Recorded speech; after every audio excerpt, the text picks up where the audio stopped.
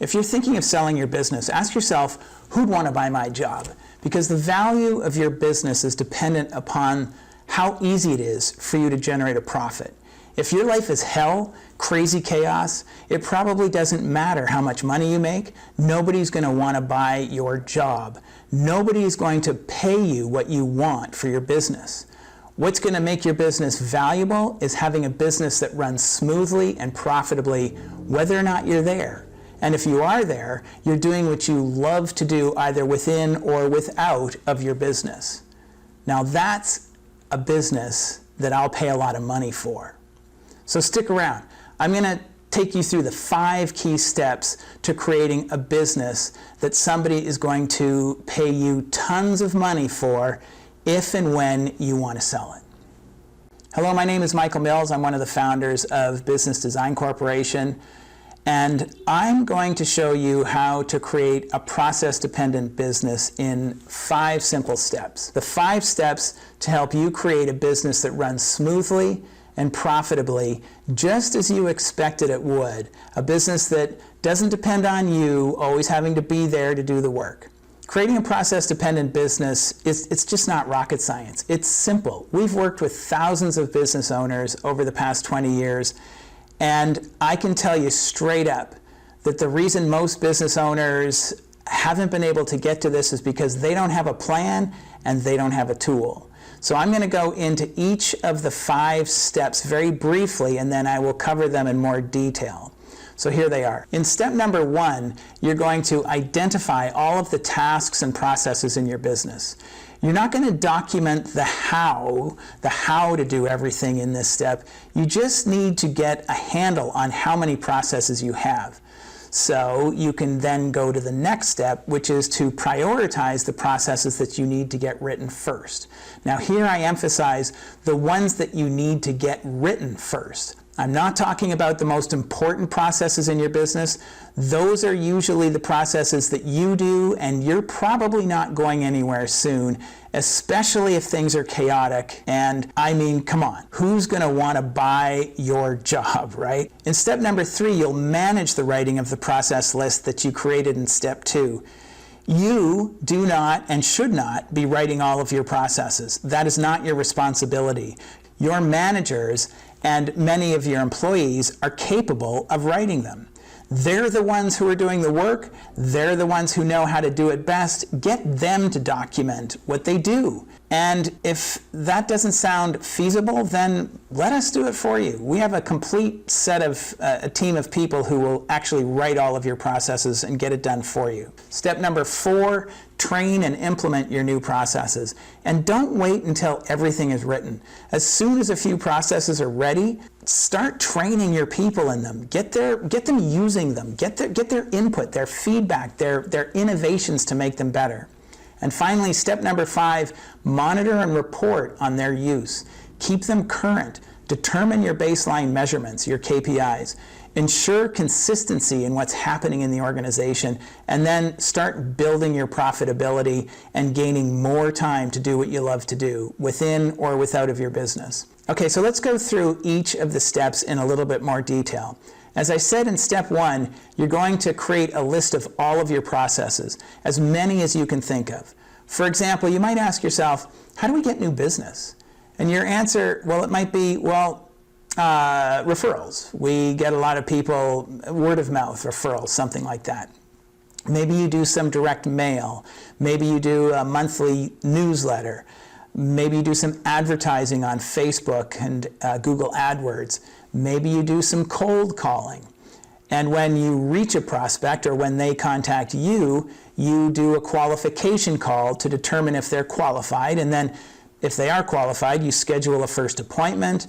This might be a site visit or a free consultation where you can start building that relationship and determine their needs. Then you might prepare an estimate. Then you schedule another appointment to present that proposal or that estimate. And then you close the sale.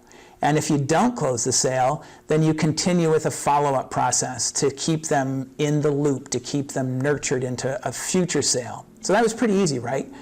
If we look at this list, I think I can organize them into, say, 2 categories. There's basically what I might call advertising and generating leads, and then another category for sales conversion and follow-up.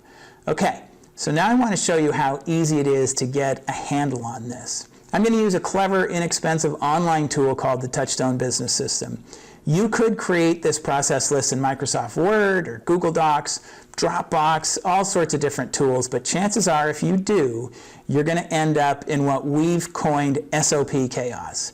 Your processes will be all over the place in all different types of formats and versions. We've seen it happen 1,000 times. TouchStone is simply the best tool available for implementing your processes. So I'm going to actually log into a TouchStone account right here. So when I first log into TouchStone, I come to the control panel or the home page. In this first step, I'm going to jump right into building my process list. I'm going to click on the tab marked 4 Key Functions. This is where all of your processes are going to be organized and stored. And I'll start building a list of my sales processes, the ones we just identified. So I'm going to click here on Sales and Marketing Processes, and I want to create my list here, so I click on Processes, then Create, and I'm going to start adding all of my processes. So the first process is referrals, and then I click Save, and then next process, Create, Direct Mail, Save, monthly newsletters, save, Facebook, Google AdWords, save, cold calling, save, and so on, until I've added all of the processes that I think I have for sales and marketing. Okay. So now I've entered as many sales and marketing processes as I can think of. I want to now use the TouchStone library of process names to check out what I might not be remembering, maybe something I've forgotten. See, TouchStone has a series of process templates for each of the 4 key functions of your business. We take your business and we organize it into 4 key functions: sales and marketing, client fulfillment, administration and finance, and strategy and management. Basically, everything that happens in your business falls into those 4 key functions. Since I'm working on sales and marketing, I'm going to go to see what's in the library in that key function. Maybe there's some processes that I could add to my list. So I go up here to Library, and I'm going to click on General Processes, and I start scrolling through the list looking for something that I might need. So here's one. I actually do have strategic alliances, so I'm going to grab this one here called Strategic Partnership Development. I'm going to click it, and I'm going to click Save. This is going to download that process into my TouchStone account. Scrolling down, here's another one that sounds pretty useful: Reputation Monitoring. That sounds like something I should have, so I'm going to grab that one too and click Save.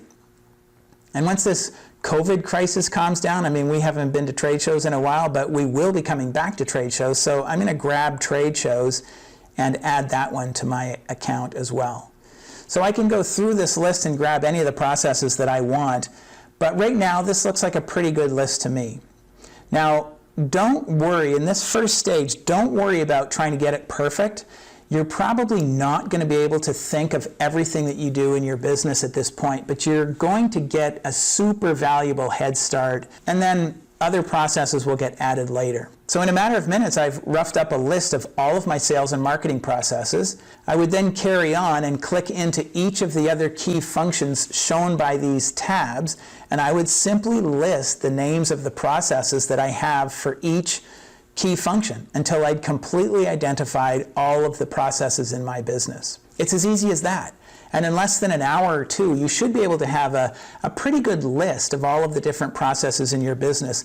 You've built a really good blueprint of your business in terms of its processes. At this point, you'll have a list of processes, what I like to call the systemic infrastructure of your business. The list might be 50 or 150 long. But you'll now be able to know the scope of the project ahead of you, which brings us to step 2, prioritizing the processes that you need to write now, the ones that need to get written first. If you're about to lose your front desk person, for example, to maternity leave, well, whatever it is that he or she does, it's important to get that documented as soon as possible. These are probably not going to be super important processes, but they sure are going to be useful for the temp who comes in to take over. When we're working with clients, helping them get their processes prioritized, I like to ask 3 questions. The first, is there a position that you need to hire soon? Because if you're about to hire someone, it can be super valuable to have a clear understanding of what they do, how they do it, and what's expected of them. You'll use the processes for training as well as for managing oversight and evaluation. Or I might ask, is there a department or an area in your business that needs support? Maybe this is where the focus of process writing needs to be. Or finally, I ask, are there things that you're doing that you shouldn't be doing? If you had a process that you could use to delegate that task to someone else in your organization, you could free up some of your time to do more high-value activities like sales or client fulfillment. If you're spending some of your time right now doing bookkeeping, for example, or payroll, give it up. Create those processes and hire a part-time person to get it done. It's simply not a good use of your time as the owner of the business. So the next step is to start writing these prioritized processes. You do not have to write all of your processes. You need to enroll others to get the writing done. Get their agreement to complete a specific process and then follow up with them to make sure that the task is accomplished and review what they've written with them. Make it their responsibility. Make it the responsibility of your department managers, if you have them, to get the processes written for their department and get them implemented. This is a manager's responsibility. Next, you want to implement your new processes immediately, as soon as possible. Every time you finish writing something, put it to use. Once people start using your processes, they'll see how useful they are. They'll start thinking systematically, and you'll find that more and more will get written by more and more employees in your company. In TouchStone, you're going to link that process to specific boxes on your org chart, and it's very simple to do. First, you're going to create your org chart by logging in, clicking on the organizational chart right here. You'll be presented with a generic org chart, which you'll customize. And it's very simple to do. You can see that you can add a position, you can remove positions, you can edit positions. So for example, if you don't have technicians in your company, maybe you have a consultant, you can click here, and then you can edit the name of this position from technician to consultant, and then just click Save. You'll notice that you can move the boxes around simply by dragging and dropping. So if your lead generator, for example, reports to the operations manager, just drag that position over here and drop it underneath the operations manager. With your org chart created, you link your processes to boxes on your org chart. You can do that in a few ways. One way is to click on this position, click on any position. I'm going to pick outside salesperson, for example. Then click on Add Existing Processes right here and choose processes from the list that you just created. In this case, I'm going to choose qualification call, site visit, prepare an estimate, present the estimate, close the sale, and follow up. And now I've got a complete job description for any employee that I assign to this position, any employee that's filling this position. And next, I'll click on the gear icon up here, and I'm going to select user accounts, and I'll add all of my employees into TouchStone and assign them to boxes on the org chart. So for example, if I have an employee, Michael Mills, I'm going to select Michael here, and I'm going to add him to outside salesperson. Now when Michael logs in, everything he needs will be served up to him. These instructions and expectations will be used to train and manage Michael, to hold him accountable to what he has agreed to do for us. Because all of the processes have been linked to specific positions and your employees have been linked to that position, it is absolutely clear what they have to do, how they get it done, and what is expected of them. And that brings us back to the fifth and final step of the 5-step plan, monitoring and tracking the results of those employees using your processes.